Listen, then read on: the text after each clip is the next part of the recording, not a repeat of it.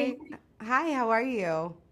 I'm doing great. To start with something like this, how does the uniform and the costume and getting into that kind of help you with how a character is going to move in her world, especially with, the stance that a soldier has to have? It's everything. The clothes, the shoes, they do so much to help inform the character, especially with something like this, a period piece, because there's so much detail in the stockings and the garters and the girdles and the slips and there's so many layers, and it's such a process that it reminds you what it meant to be a lady back then. And you Mhm. can't skip any of that stuff because the costumes don't sit right if they don't have the right undergarments. So it really is like this process of being so intentional about how you present yourself in the world.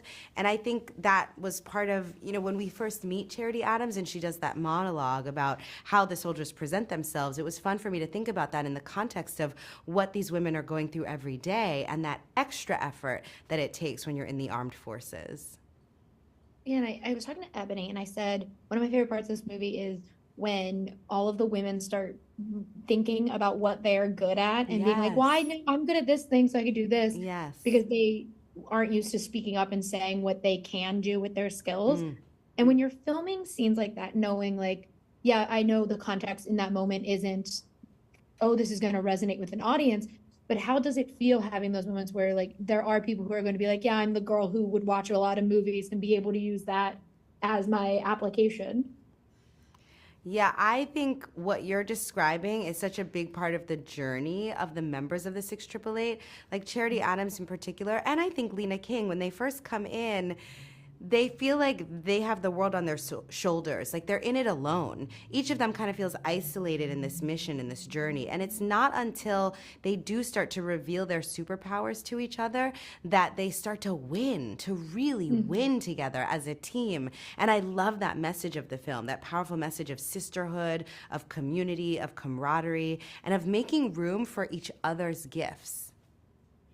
Yeah, and I almost found myself cheering at the end of this movie when all these women were in their hundreds. I was like, yeah, let's go. They're still around. They're killing it. But Right?